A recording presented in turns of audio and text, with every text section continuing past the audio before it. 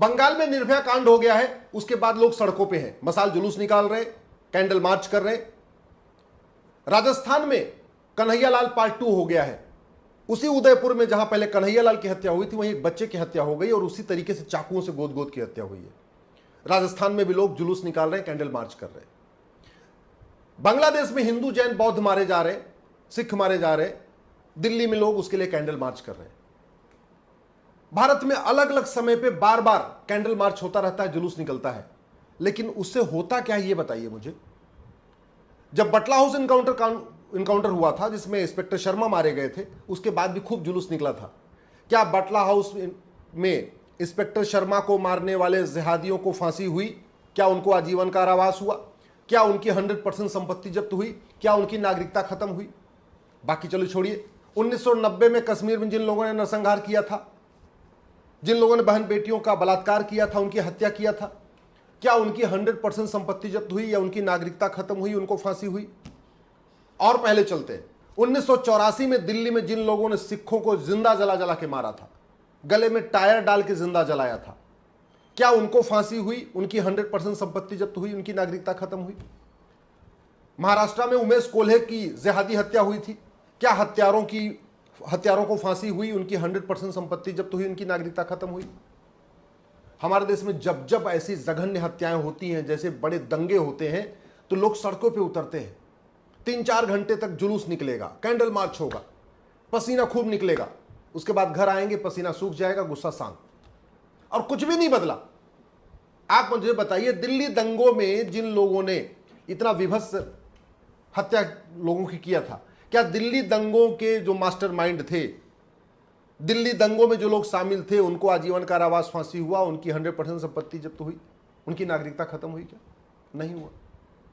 एक के बाद एक जिहादी हत्याएं होती चली जा रही हैं। हम समाज को आगे बढ़ा देते हैं, समाज सड़क पे आ जाता है, कैंडल मार्च करता है, बेचारा करेगा क्या, ही कर सकता है। इसलिए मैं आप लोगों से निवेदन कर रहा हूं, ये कैंडल मार्च से कुछ नहीं होगा।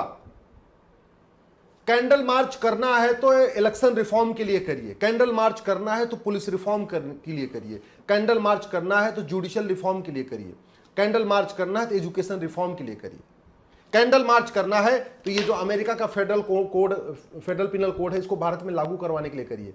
ये इसको मैं क्यों कह रहा हूं, क्योंकि हमारे अमेरिका में कानूनों का मकड़ जाल नहीं है, एक कानून है, और इसमें सजा बताऊं आपको। कन्हैयालाल की हत्या अगर अमेरिका में हुई होती तो इस फेडरल पिनल कोड के हिसाब से हत्यारों पे $10 लाख का तो जुर्माना होता, यानी 8 करोड़ रुपए उनको जुर्माना देना पड़ता, और 6 महीने के अंदर सजा हो जाती, और अंतिम सांस तक जेल में रहना पड़ता। क्या कन्हैयालाल के हत्यारों को $10 लाख का जुर्माना हुआ? क्या उनको फांसी हुई? क्या उनको आजीवन कारावास हुआ? क्या उनकी सिटीजनशिप गई? नहीं, कुछ नहीं।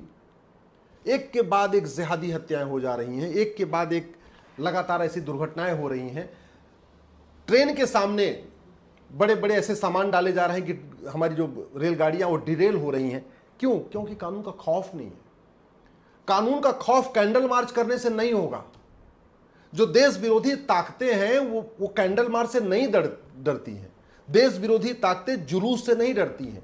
देश विरोधी ताकतें केवल कानून से डरती हैं, कानून का खौफ होता है।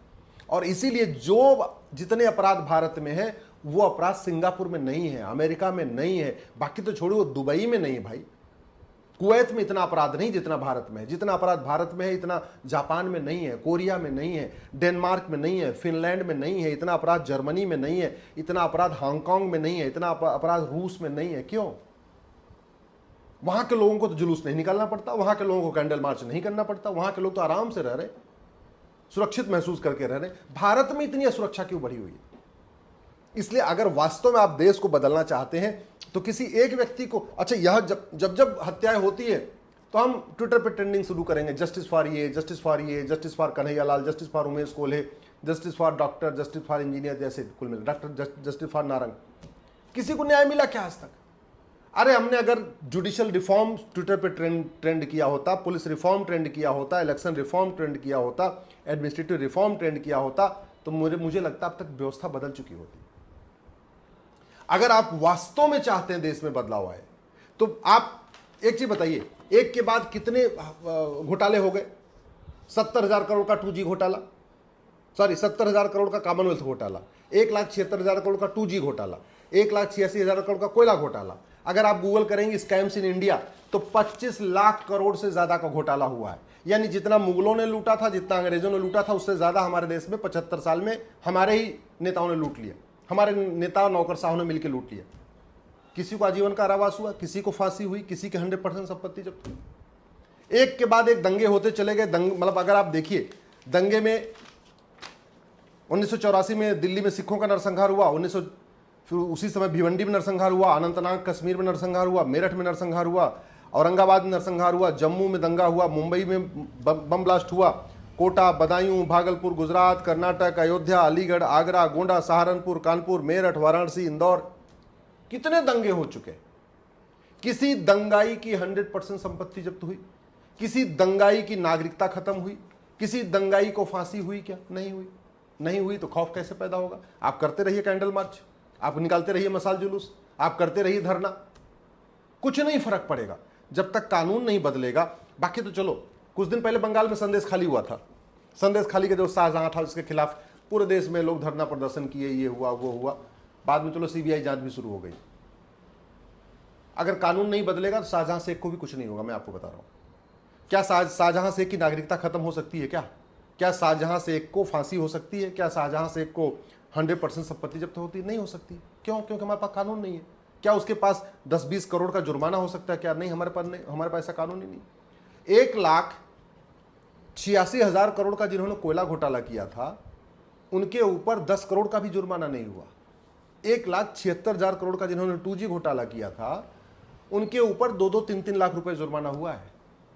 जिन्होंने 70,000 करोड़ का कामनवेल्थ घोटाला किया था उनके ऊपर 7 करोड़ भी जुर्माना नहीं हुआ। जब नहीं हुआ तो भ्रष्टाचार कैसे खत्म होगा? इतने यहां पे बांग्लादेशी आ रहे हैं, और कैसे आ रहे हैं? बॉर्डर पे 2,000 रुपए दे के आते हैं, अंदर आते हैं 2,000 रुपए में राशन कार्ड, 2,000 रुपए में बर्थ सर्टिफिकेट, 2-3 हजार रुपए में ड्राइविंग लाइसेंस, सारे डॉक्यूमेंट बनवा लेते हैं। आज तक किसी घुसपैठियों का जो घुसपैठियों की मदद करते हैं उनको आजीवन कारावास फांसी हुआ क्या? नहीं। एक चीज याद रखिए, मसाल जुलूस निकालने से और कैंडल मार्च करने से धर्मांतरण नहीं रुकेगा।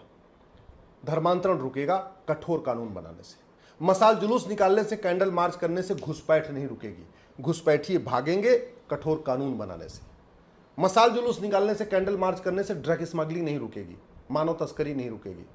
वो तब रुकेगी जब कानून कठोर होगा। मसाल जुलूस निकालने से, कैंडल मार्च करने से अश्लीलता नहीं रुकेगी। अश्लीलता तब रुकेगी जब कानून कठोर होगा। भारत में जो सबसे बड़ी समस्या जनसंख्या विस्फोट है, वो मसाल जुलूस कैंडल मार्च से नहीं होगी। वो कैसे ठीक होगी? कानून बनेगा। भारत में जो जिहादी सोच बढ़ती चली जा रही है, लगातार बढ़ती है, क्यों बढ़ रही है आप समझ जानते हैं? क्योंकि दुनिया के कई देशों से ज्यादा मुगलिया स्कूल भारत में चलते हैं। दुनिया के कई देशों से, मतलब जितना गल्फ कंट्रीज में मदरसे हैं उससे ज्यादा मदरसे भारत में हैं। तुर्की से ज्यादा मदरसे भारत में हैं, यमन से ज्यादा मदरसे भारत में हैं, कांगो, ईरान, इराक से ज्यादा मदरसे भारत में हैं, सूडान, इजिप्ट, सीरिया से ज्यादा मदरसे भारत में हैं, बांग्लादेश, फिलीपींस, सोमालिया से ज्यादा मदरसे भारत में हैं, पाकिस्तान, नाइजीरिया, तजाकिस्तान, अफगानिस्तान से ज्यादा मदरसे भारत में हैं, इंडोनेशिया से ज्यादा मदरसे भारत में हैं। दुनिया के सबसे ज्यादा मदरसे भारत में हैं। मदरसों में संविधान की बात नहीं सिखाई जाती। मदरसों में equality, justice, liberty, fraternity, unity, national integration नहीं सिखाया जाता।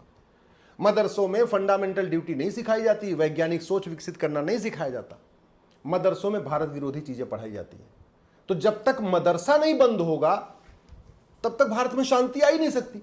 तो अगर आपको कैंडल मार्च करना है, आपको अगर मसाल जुलूस निकालना है, तो भारत में मदरसा बंद करने, मिशनरी स्कूल बंद करने और समान शिक्षा लागू करने के लिए आप समान शिक्षा की मांग करिए।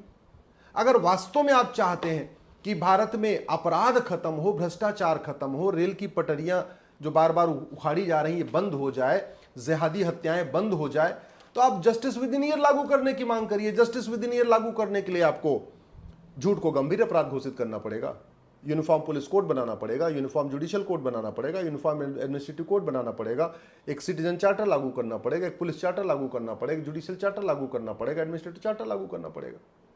जो ये जितने झूठे डॉक्यूमेंट बनते हैं, झूठे एफिडेविट, झूठा वकालतनामा, झूठे बर्थ सर्टिफिकेट, झूठे निवास प्रमाण पत्र, इसको गंभीर अपराध घोषित करना पड़ेगा और वो कानून से बनेगा। तो अगर आप कैंडल मार्च कर रहे हैं तो कानूनों में बदलाव के लिए करिए, अदरवाइज आप कैंडल मार्च करते रहेंगे हर 2 महीने, 4 महीने, 6 महीने पे और कुछ फर्क नहीं आएगा। जैसे आज तक कुछ फर्क नहीं आया, ऐसे आगे भी कुछ नहीं फर्क आएगा। गुंडे, बदमाश, अलगाववादी पार्षद बनेंगे, प्रधान बनेंगे, विधायक बनेंगे, सांसद बनेंगे। 2-2 अलगाववादी इस समय संसद में पहुंच चुके हैं। क्यों? कैंडल मार्च करने से उनको आप नहीं रोक सकते, कानून उनको रोक सकता है। कानून की ताकत को समझिए, कानून बदलने की मांग करिए, नहीं तो भारत में कुछ नहीं बदलेगा। और एक बात याद रखिएगा, भारत की जितनी समस्याएं हैं ये विश्वव्यापी नहीं है। भारत की जितनी समस्याएं हैं ये लाइलाज नहीं है। भारत की जितनी समस्याएं हैं वो दुनिया के कई देशों में नहीं है। भारत की जो समस्याएं हैं उसका मूल कारण है घटिया कानून।